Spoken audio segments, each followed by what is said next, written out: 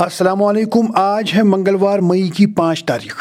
दोस्तों, अगर आप पहली बार हमारी चैनल से जुड़ रहे हैं तो सब्सक्राइब जरूर करें, क्योंकि अगले चंद मिनटों में हम आप तक पहुंचाएंगे आज की बड़ी खबरें। तो रोजाना अहम खबरों के लिए हमारे चैनल को सब्सक्राइब जरूर करें। दोस्तों, आज की वीडियो में जहां जम्मू कश्मीर में एक तरफ मौसम के बदलते मिजाज ने मामूलाती जिंदगी को दरहम बरहम कर दिया है, वहीं दूसरी जानिब सियासी गहमा गहमी और बैन अवी सतह पर बढ़ती हुई कशीदगी एक बार फिर सबकी तवज्जो का मरकज बन गई है। लेकिन आगाज करते हैं वादी के बदलते मौसम से, जहां श्रीनगर समेत वादी के कई हिस्सों में मौसलाधार बारिशों ने दस्तक दी है, जिससे आम जिंदगी की रफ्तार थम सी गई है। इन बारिशों की वजह से सड़कों पर पानी जमा हो गया है और राहगीरों को शदीद मुश्किलात का सामना है। सिर्फ मैदानी इलाके ही नहीं बल्कि कश्मीर के बालाई मकामत पर हल्की बर्फबारी की भी इत्तलात हैं, जिसने मौसम में एक बार फिर ठंडक पैदा कर दी है। इसी मौसमी तगीर और माहौलियाती तहफ़्फ़ुज़ के हवाले से लेफ्टिनेंट गवर्नर मनोज सिन्हा ने आज एक अहम बयान जारी किया है। उन्होंने इस बात पर जोर दिया है कि हमें अपनी तरक्याती ज़रूरियात और माहौलियाती पायदारी के दरमियान एक तवाज़ुन कायम करना होगा।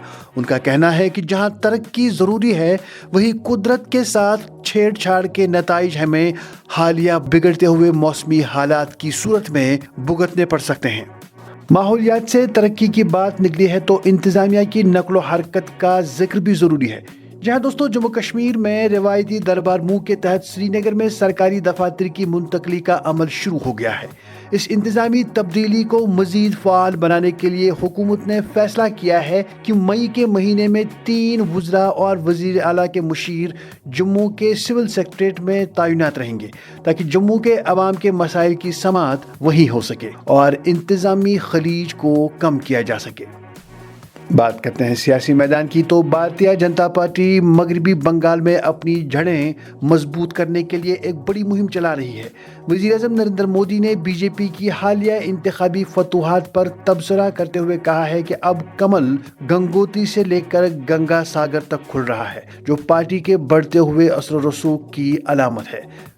आगे बढ़ते हैं सियासत से हटकर अगर अवामी सतह पर समाजी मसाइल की बात करें तो श्रीनगर में जम्मू कश्मीर वक्फ बोर्ड की चेयरपर्सन ने असलुक आलव नामी एक समाजी आगाही प्रोग्राम से खिताब किया। इस मौके पर उन्होंने मुआशरे में बढ़ती हुई बुराइयों के खिलाफ मुत्तहिद होने की जरूरत पर जोर दिया है। दूसरी जानिब पहलगाम के गोडे वालू में इंतजामिया की नई पॉलिसी 1 लाइसेंस 1 हॉर्स यानी 1 लाइसेंस 1 घोड़ा को लेकर तशवीश की लहर दौड़ गई है। जहां मकामी लोग इसे अपनी रोजी रोटी पर ज़र्ब करार दे रहे हैं, वहीं इंतजामिया का दिफा है कि ये इकदाम सियाहत को मुनज़्ज़म करने और जानवरों के हकूक़ के तहफ़्फ़ुज़ के लिए ज़रूरी है। दूसरी जानिब मगल रोड, जो अपनी खूबसूरती के लिए जानी जाती है, आजकल सियाहों की अदम तवज्जुही का शिकार है, क्योंकि वहाँ बुनियादी सियाहती ढांचे की शदीद कमी है, जिसकी वजह से इस तारीखी शहरा की दिलकशी मानन पड़ रही है।